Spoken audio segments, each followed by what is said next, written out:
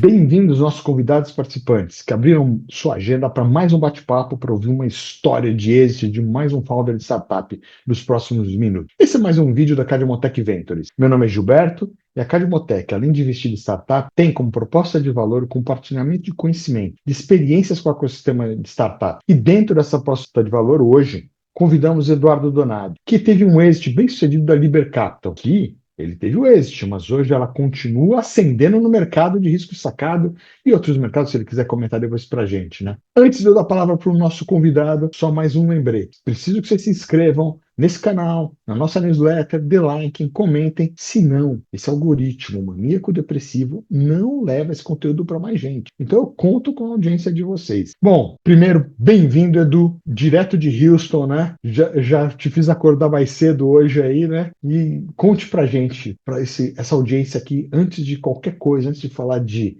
Liber, iOS, quem é a pessoa por trás desse empreendedor executivo? Os seus hobbies, as suas curiosidades, a pessoa. Eu quero ouvir primeiro você. Quem é o Edu? Giba, primeiro, obrigado pelo convite. É um prazer estar aqui contigo e com a sua audiência.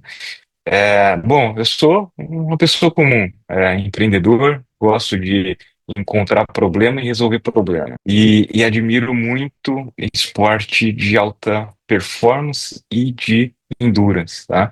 E acho que isso me acompanhou, né, na minha trajetória e foi muito importante para aprender a resiliência, fortitude, como a gente lida com os desafios do dia a dia. E não desistir, né? Que está dentro de resiliência e você sofreu um impacto e voltar aonde você estava. Ou fortitude que você recebeu o impacto e ficar ainda melhor. Então, nisso a gente aprende bastante no esporte, né? Esporte de alta performance. Gosto de pedalar, então sempre, desde os 8 anos de idade, pedalo, comecei a competir. Nunca fui profissional, mas levava bastante a sério, então, disciplina, como é que a gente faz para treinar, melhorar, alimentação, treino, trabalho multidisciplinar também, né? Médico, nutricionista, educador físico. Então, isso foi uma parte importante de quem eu me tornei, né? E foi um ponto importante aqui para a jornada empreendedora, né? Seja ela no mundo tradicional, offline, ou no mundo online de startup, né, e tudo mais. Mas esse é o Eduardo curioso, inconformado. Eu até um defeito, Giba, comemoro pouco, porque eu sempre, a hora que eu tenho uma conquista, eu já começo a olhar os próximos desafios. Isso acaba atrapalhando, né? Às vezes equipe, às vezes em casa também, né? Mas esse sou eu. Bacana, Edu.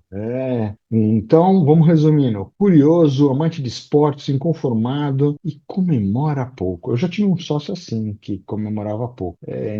Interessante você até classificar, né, como um defeito, né? Eu me lembro que era uma coisa no meu sócio que realmente me incomodava, hein? Porque o time, né, as pessoas realmente, né, eu vejo essa necessidade, né? Eu também eu venho de uma cultura familiar que comemorava muito as coisas, né? Acho que foi até meu inconsciente que me trouxe, né, da dificuldade da minha família, né, para o meu ex-sócio. Tive também uma outra relação afetiva também, que também tinha essa questão, e eu acho que isso veio da minha origem. E hoje eu acho que me incomoda isso. Eu busco também, né, superar essa questão, né, de quando eu tinha resultado com meus times, sempre estar comemorando e tal. É interessante, né, e ver o seu defeito, né? É, Vê como o empreendedor, até quando ele faz uma pergunta pessoal, já revela várias coisas. Como foi, Edu, seu primeiro contato com esse universo de tecnologia e finanças, né? O que te motivou, né, a empreender, né, nesse setor de infraestrutura para crédito? Eu sei na sua história que teve muita coisa antes disso aí, né? Já era um garoto que gostava de fazer business, né? Mas o que levou você esse primeiro contato, né? Giba, eu cheguei na tecnologia pensando em como escalar o negócio, né? Parece natural hoje em dia, mas na época não era tão natural, não. Então, eu tinha minha factory, tinha uma factory, né? E tinha uma ideia de escalar esse negócio sem depender de capital próprio. E aí, como fazer isso? tinha algumas alternativas. Uma delas era montar um FDIC, que na época não era o instrumento ideal para fazer uma captação. O outro caminho era montar um banco. Então eu fui pesquisar, poxa, tinha que montar uma financeira. E tinha um monte de barreira de entrada, não era o caso na época. E aí foi quando, até uma coincidência, eu conheci a primeira fintech. Por volta de 2013. Era uma fintech da República Tcheca que tinha um marketplace de recebíveis que estava operando lá e queria expandir internacionalmente. República Tcheca com um mercado ainda limitado, crescendo ali no leste europeu, mas querendo olhar mercados com grandes assimetrias de informação. E o mercado brasileiro é um mercado óbvio para eles. Então a gente acabou sendo conectado e foi quando me deu um clique. Poxa, a tecnologia pode ser o caminho para a gente fazer isso, né? Então conectar oferta e demanda de uma maneira muito mais eficiente e eficaz. E aí foi quando eu tive esse clique e comecei a estudar melhor como funcionava. Então, em 2013, a gente ainda não tinha os nossos hábitos tão online, né?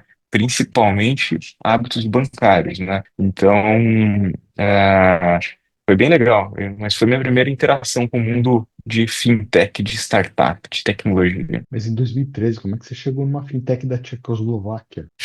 Interessante a história, Giba. Foi por sorte, tá? Porque um amigo meu que era advogado, ele fazia alguma consultoria para a KPMG. A KPMG era aceleradora dessa empresa na República Tcheca. Esse cara estava buscando alguém que conhecesse de antecipação de recebível no Brasil para estudar a oportunidade de mercado e foi quando a gente se conectou. Então, sorte, está exposto, né? As pessoas, então, esse amigo em comum, esse amigo meu que trabalhava ele não trabalhava na KPMG, mas ele tinha uma parceria com a KPMG e acabou nos conectando. Então foi dentro desse contexto. Não foi algo que eu estava buscando ativamente como escalar um negócio e conectando com as pessoas e tudo mais, mas ali foi muito sorte, assim, não, aquela frase, né? A oportunidade, a sorte é a combinação de preparo com a oportunidade. Então, a oportunidade estava lá e eu estava no mercado e essa pessoa estava buscando. Então, foi muito disso. Nada muito diferente. Né? As pessoas às vezes não acreditam e relegam isso, principalmente quando hoje se defende muito a meritocracia, né? Mas eu concordo muito com o seu comentário. Muitas coisas que aconteceram também na minha vida, teve muita sorte. Lógico, se você não está preparado para pegar a oportunidade, essa sorte não vai acontecer, né? Mas as pessoas não percebem que às vezes as janelas elas se abrem e aí você está preparado para pegar elas. Pô, muito legal. Exato, e tem que estar exposto à oportunidade, né, Giba? Não adianta você ficar em casa achando que alguém vai atrás de você. Não, você tem que conversar, você tem que se expor, você tem que estar conectado com pessoas corretas, tem que conversar com as pessoas sobre o que você faz, que daí alguém conecta o ponto ou você mesmo conecta os pontos, que foi o que aconteceu na época, né? Sim.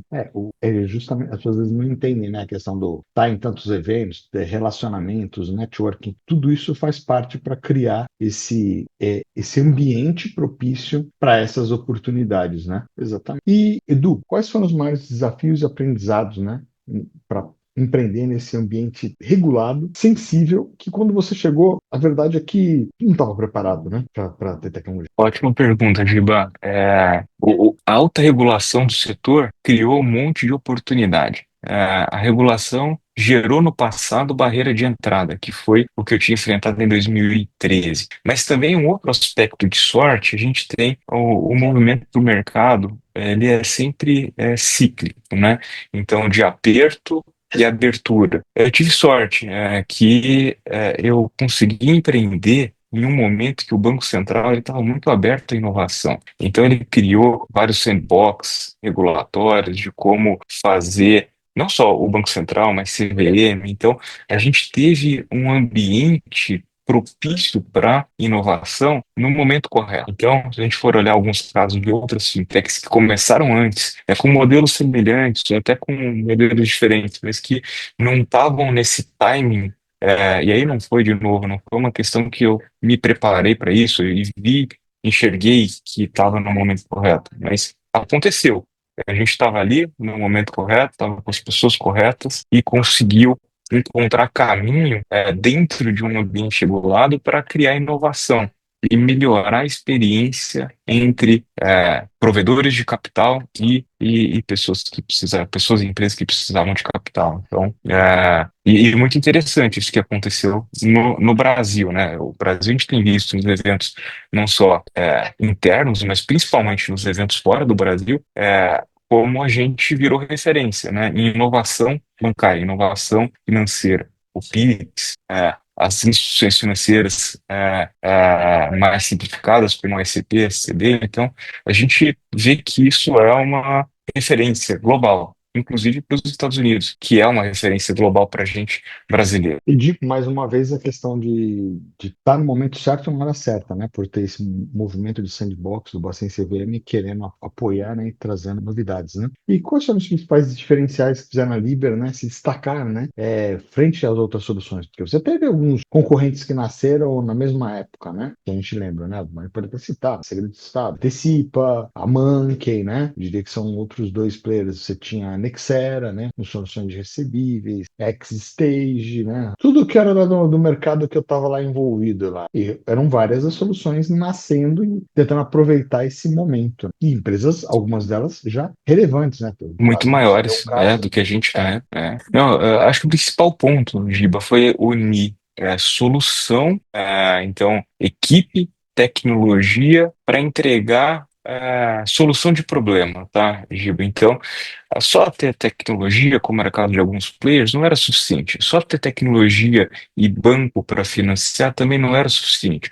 A gente tinha que fazer a roda girar. Então, tinha que entender, tinha que receber as duplicatas dos fornecedores dos sacados, né? Fazer abordagem com ele de uma maneira inteligente, escalável, mas não só automatizada. Então, é uma combinação de tecnologia, equipe e entender quais que eram as alavancas de cada um dos participantes do mercado, né? Então, no caso de Liber, a gente tinha os financiadores, que eram bancos, FDICs e até pessoas físicas, os sacados, que são as grandes empresas que a gente faz parceria, e os fornecedores, que eram os cedentes da operação. Então, entender bem quem que eram esses players, quais que eram as ambições, né, as vontades desses caras, e atuar no problema, trazendo solução com tecnologia e equipe, acho que foi o principal diferencial, Giba. Um outro ponto, a gente nunca ficou muito preocupado com os concorrentes, assim, concorrente com quem, a gente não ficava olhando muito para o lado, a gente focou muito no cliente, sabe, né? Qual que é o problema? Como que a gente cria solução para esse problema? Então, menos ficar preocupado com o que estava acontecendo ao nosso redor, o mercado. Ah, será que o banco vai passar a operação? Ah, será que o concorrente vai fazer algo melhor? Ah, será que então não a gente não investiu tempo nisso, né? Não investiu tempo espaço mental nessas preocupações. Entendi. Então, assim, você destaca que você conseguiu chegar, a Liber chegou onde chegou, porque houve um foco. Equipe, né? Já falando uma coisa moderna mesmo, cultura, né? Tem uma cultura dessa equipe forte, focada sempre, que vem desde a primeira pergunta, né? Resolver problema. Né? Você falou, vou focar no meu cliente, eu vou focar em resolver problema, não em ficar tá de olho no lateral. Muito bom. Bem focado, né? E como, né, falando de crescimento e investimento, né? Como foi o processo de capacitação e amadurecimento da Liberum Capital diante do interesse de fundos e parceiros estratégicos, né? Como foi essa relação? Porque essa relação, ela é uma relação que, às vezes, ela tem uma tendência a querer se misturar, né? Isso foi bem interessante, Iva, porque em 2016, quando a gente começou a Liber, eu e o Vitor, meu cofundador, a ideia era ser uma plataforma multicedente, multisacado online, né? Então, conectar investidor e cedentes ou fornecedores que quisessem antecipar seus recebíveis. Só que quando a gente foi lançar, Iva, a plataforma, a gente viu que tinha alguns problemas importantes. Primeiro, o custo de aquisição era alto. Segundo, como o mercado bancário ainda não estava online, a gente tinha um problema de seleção adversa muito grande. Então, o cara que estava ali na web procurando esse tipo de operação é o cara que já passou em todos os bancos, pequenos, médios, grandes, todos os fundos, Factor. Então, ele estava ali como, assim, era a bacia das almas. Então, Para a gente evitar isso, a gente acabou usando uma estratégia que inicialmente era um growth hack que virou uma estratégia de negócio, né? Que é fazer a operação de risco sacado, supply chain finance, ou reverse factoring, ou então cada um chama de um jeito, né? O Santander chama de confirm. Então, inicialmente foi muito para resolver uma situação que a gente identificou de um problema que a gente tinha identificado do negócio. E aí, cara, como a gente pivotou a estratégia de crescimento, a gente precisava ter bons relacionamentos, né, para trazer grandes empresas. Então, falar com CEO e CFO de empresas que faturavam na época acima de 1 bilhão de reais, que estava distante do nosso mundo, do nosso dia a dia, da nossa rede de relacionamento. Então, inicialmente, a gente quis fazer uma captação de anjo, investidores anjos, bem conectados, justamente para abrir essas portas. E foi muito interessante também que um desses investidores acabou nos conectando com um fundo que na época chamava iBricks, que depois virou IGA e agora é Pátria, que tinha uma proposta muito interessante. Então, os LPs ali dentro, eles eram os fundadores ou executivos que estavam nas grandes empresas. Então, a gente começou buscando investidor anjo para uma rodada muito pelo relacionamento desses potenciais investidores anjos, caímos num venture capital que ajudou demais a gente com esse relacionamento e também trouxemos os anjos numa participação menor. Então foi assim, de novo, buscando solução de um problema, a gente encontrou esse caminho. Então não foi fazer uma captação pela captação. A gente tinha um propósito e nem era o dinheiro na época, assim, a gente sempre foi muito frugal, então a gente tinha uma estrutura pequena, sempre investindo pouco, testando. Então não era questão da grana na época, era muito relacionamento. Você que está assistindo esse vídeo, já fica o convite para ver uma série que eu fiz, que está no canal também, quando eu entrevistei investidores anjos, porque o Edu ele foi no cerne do investimento, né? A gente começa, muitas startups começam Family and Friends e depois investidores anjos. As pessoas não entendem. Pensa que investidor anjo é simplesmente o cara que traz o dinheiro. Não, ele foi atrás do que é mais importante do investidor, não é o dinheiro, é smart money, né? E esse smart money, pela sua história, já dá para ver o quanto foi um diferencial, né?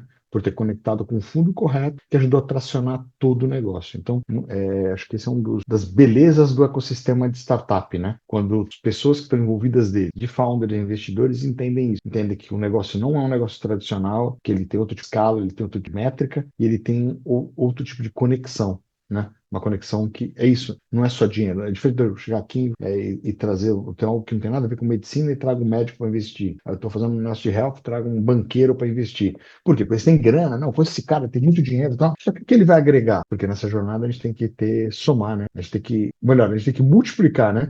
Estamos numa luta de gigantes e que a gente tem que juntar com pessoas que vão fazer a gente multiplicar para poder escalar. Né? A gente não está aqui se juntando com pessoas para somar, mas porque é exponencial o objetivo, né? E como você, Edu, próxima pergunta aqui, como você enxerga o desafio, né, de conciliar inovação tecnológica com compliance e governança em uma fintech, que lida com grandes corporações e cadeias produtivas? Porque, vamos lá, é outro ponto desafiador, porque a instituição financeira, ela carrega por si só, né, aquele book de, olha, você tem que fazer a conexão com esse grau de criptografia, olha, você tem que ter o fornecedor certificado, você tem que ter o ISO não sei o quê. Meu, as pessoas não têm noção quando a gente começa a startup o quão difícil é se relacionar com uma instituição financeira.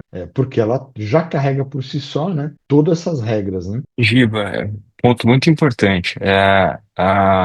Tem muita burocracia que ela é feita para mitigar risco, mas tem muita burocracia que ela é feita simplesmente porque sempre foi daquela maneira. Então, faz parte do nosso mandato como empreendedor de tecnologia provar por que a tecnologia pode ser melhor, pode ser um aliado, né, e não um flanco na operação. Então, eu costumo ver essa burocracia como uma bela oportunidade para a tecnologia. Então, eu vou te dar um exemplo. Quando a gente entrou no mercado de duplicata, a duplicata, por definição, ela é cartular. Isso significa que tem que ter um papel, tem que ter. Então, isso vai contra fazer qualquer coisa digital. A cartularidade, em algum momento, foi um aspecto importante de segurança, mas que deixou de ser a partir do advento da tecnologia. Então, você provar que dá para ter um documento, uma operação digital que traga uma segurança igual ou ainda melhor, aí todo mundo ganha. Mas é nosso dever fazer isso. Não adianta a gente ficar esperando alguém fazer isso por nós, né? Então, cara, na época a gente não tinha a assinatura digital era só com esse CPF. O cedente, que às vezes era uma pequena, média empresa, né, que queria um fornecedor de uma multinacional, às vezes ele não tinha um CPF ali para assinar um termo de cessão daquela duplicar. Então, a gente teve que chegar, mostrar para os bancos, vender um parceiro de assinatura digital que a segurança dele muitas vezes era semelhante à de uma assinatura com um SPF para poder viabilizar a operação. Então, ou um cadastro de cedente dentro de um FDIC, multicedente, multisacado, no aspecto da operação de risco sacado, em que não tem obrigação do cedente, também foi um tema que a gente demorou para conseguir mudar dentro da cabeça dos administradores de fundo por uma questão de uma operação nova dentro daquele contexto. Então, mas é muito assim.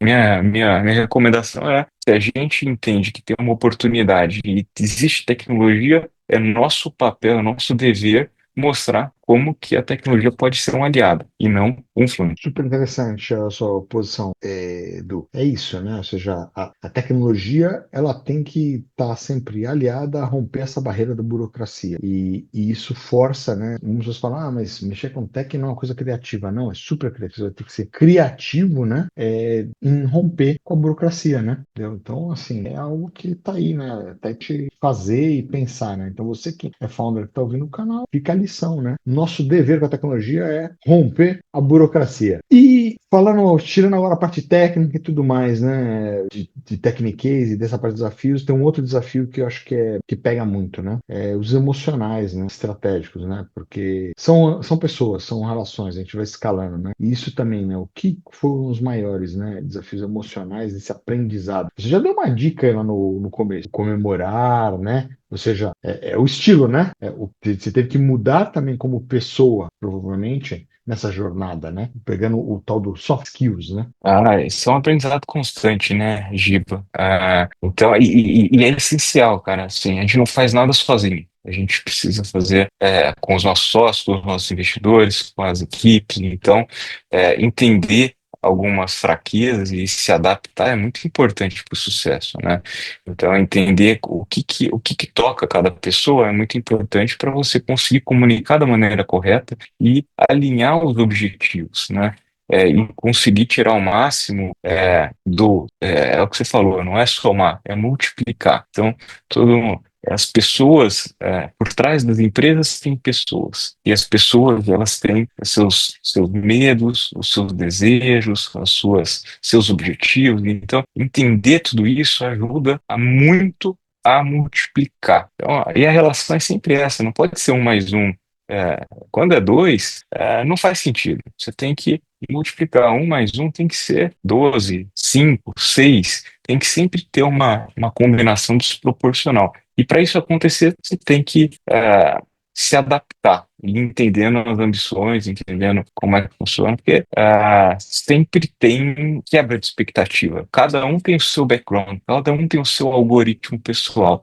Ele é construído com base no que ele aprende, no que ele vive, no que ele passa, do ponto de vista pessoal, profissional. Então, cada um tem um jeito. A comunicação, ela é muito bidirecional, né? Então, ela depende de quem fala, mas muito de quem recebe. E a combinação disso aqui traz uma mensagem. Então, assim, minha visão é que a gente está, eu particularmente, estou sempre aprendendo como me comunicar melhor, como entender melhor o que cada um sente e o que cada um espera para poder alinhar melhor os objetivos. Eu posso entender, então, que os desafios para você ficou muito essa coisa de desafio constante de relacionamentos, porque são só bastidores, né? E aí foi essa reflexão, né? Dos medos e objetivos e anseios de todos, né? Para poder chegar no lugar, né? E enfrentar esse desafio que foi a Libra, né? Porque foi um desafio, né? Sim, Chegar, muito. chegar onde chegou. E que conselho você daria, né, para que para os empreendedores, os founders que estão aqui construindo suas fintechs, né, esperando um dia também ter o seu exit, né? É. O exit são, a gente estava conversando nos bastidores antes, né, eu e Edu, que exit, às vezes a pessoa pensa, não, o exit é quando eu vendi a empresa. No Brasil é muito isso, é o M&A, né? Nos Estados Unidos tem o M&A, tem o IPO. No Brasil é mais difícil. O IPO até que você vê, grandes empresas tech hoje no Brasil fazem IPO global. O Edu estava comentando nos bastidores, mas o exit às vezes não é só você vender M&A, é a sucessão da empresa, né? É que ela quebrou, é o exit, né? É o show de write-off, né? Também. Então, assim, que conselho você compartilha para esse empreendedor aqui, esse futuro founder ou founder que está nos ouvindo? O primeiro é não tentar agradar todo mundo, Giba. Sempre fui uma pessoa que sempre tentei agradar todo mundo. E ao longo da jornada percebi que a gente nunca vai agradar todo mundo. Então, como é que a gente. E também não é para não ter empatia com ninguém. Então, encontrar esse equilíbrio é muito, muito importante na trajetória. E como a gente tinha comentado antes, o êxito é isso mesmo, não é só o M&A, que é o que mais chama atenção e é o que a gente imagina quando fala em exit, né? Mas pode ser quebrar a empresa, pode ser sucessão de família, pode ser um IPO, pode ser um SPAC. E dentro do M&A tem várias situações também, né? Você pode ter uma fusão, uma grande empresa, você pode ter um comprador que compra, que leva seu negócio, você pode ter um investidor que faz um exit parcial, você pode ter um comprador interno, né? Tem o leverage buyout, então um executivo comprando participação no negócio, sendo alavancado por um banco ou por uma outra instituição. Você pode ter os empregados, né, comprando a empresa, os funcionários comprando a empresa. E você pode ter a fusão também, né? Então, se fusionar com peers, às vezes pode ser um maior, pode ser menor, pode ser do mesmo tamanho. Então, dependendo da estratégia, você tem vários tipos de M&A. E aqui, em termos de números, né, nos Estados Unidos, só para vocês terem uma ideia, Estados Unidos, Riba, que é onde a gente tem a maior parte dos IPOs ainda no mundo, menos de 1% dos exits são via IPO. Então, imagina um mercado como o americano, menos de 1% é IPO. M&A, venda, de 10 a 20%. Sucessão, 10 a 20% também. E 60 a 80% dos exits são fechamento de companhia. Então, é onde está o maior risco, onde está o maior problema. Então, isso aqui só para lembrar, pessoal, que a gente nunca esquecer que tem a cenoura na frente, mas tem a cenoura atrás também. Então, a gente precisa sempre correr mais rápido e melhor e com as pessoas corretas para conseguir ter sucesso. Dados importantes, hein? Você traz pra gente, né? Ou seja, 1% VPO, 10 e 20, e 10 e 20 aqui. 10 e 20 M&A, que aí pode ser fusão, Sim, aquisição, investimento, e você tem 10 e 20 de sucessão também, que é 10 e 20. outro lado, e aí 60 a 80% que morrem no meio do caminho. Sim, é o Isso write-off, né? dados de write-off, exato, Sim. dados dos Estados Unidos. Então, o Brasil deve ser semelhante, mas eu imagino que tenha menos IPO, mais M&A e talvez um pouco mais de fracasso também. Eu acho que todo mundo fala, né? São 5 anos. Cada startup tem uma estatística que diz que 90% quebram em 5 anos. Eu acho que nossa percentual de write-off é bem maior. De IPO, empiricamente, né? Não acredito que chega nem perto de 1%, porque não tem. Nossa bolsa hoje junta, não tem 400 empresas listadas, eu sei quase no listagem. As empresas brasileiras, no geral, são familiares, acho que deve ser o maior percentual. E M&A, você tem um mercado que acontece, né? Pode ser realmente uma opção, mas realmente não dá para saber esse número, porque a gente não tem estatística no Brasil, conhece.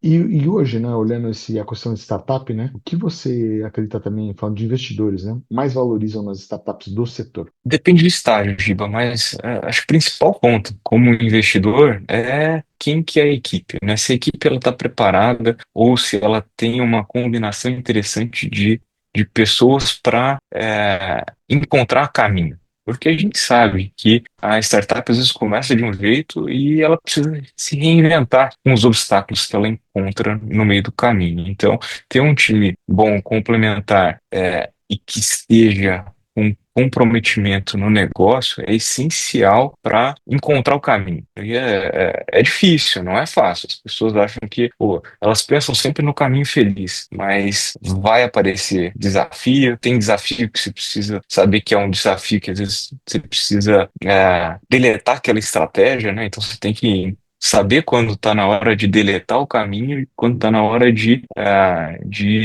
insistir mais naquele caminho. Então, isso é muito importante. E aí ter o time correto, ter as pessoas corretas, com skills complementares, na minha opinião, é o ativo mais valioso para um investidor. Perfeito, sim, sim. Tô retornando ao que você colocou, né? Ou seja, independente, meio, são vários estágios, vários papéis dos investidores. Você coloca isso, a equipe, né? Ou seja, quem é esse grupo, né? Ele vai ser complementar, porque é o maior, né, dos desafios hoje, ter a multidisciplinaridade. Nunca ninguém é bom em tudo, né? Não tem É. jeito. E E, setores diferentes, viu, Giba? É uma coisa bem legal, porque não adianta você trazer todo mundo do mesmo setor, porque aí você vai fazer um pouco menor, você vai ter ganho marginal em relação ao que já vinha sendo feito, porque o limite é sempre o líder, né? Então, o líder do setor vai ser sempre o benchmark.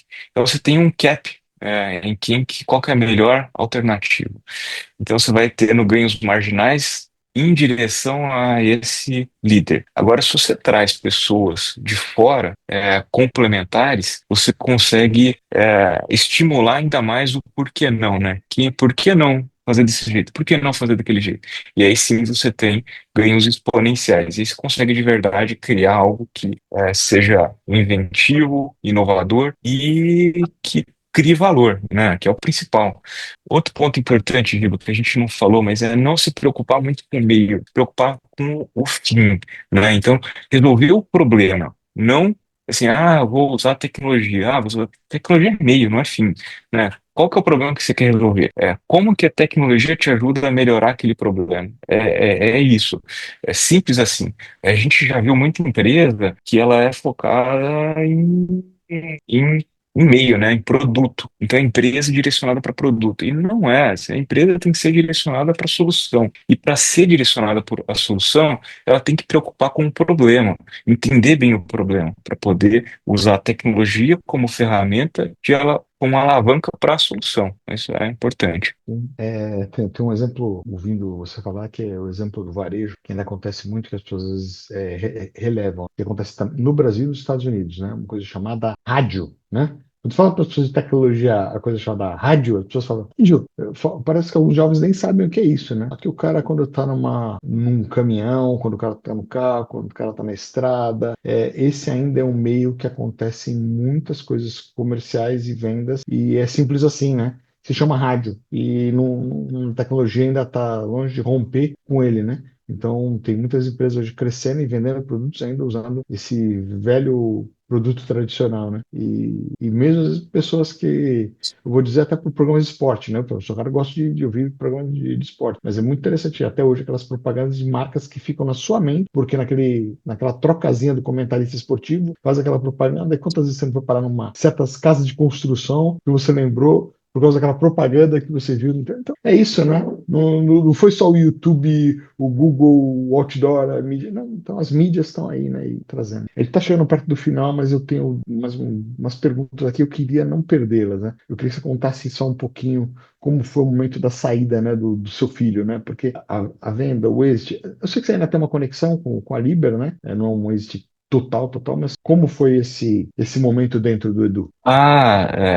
Foi difícil, né, Giba? Porque no começo é algo que você criou, é um filho mesmo, né? Só que a gente tem que aprender, assim como na paternidade de um filho ou de uma filha, que a gente cria o filho para o mundo, né? Então a gente tem que.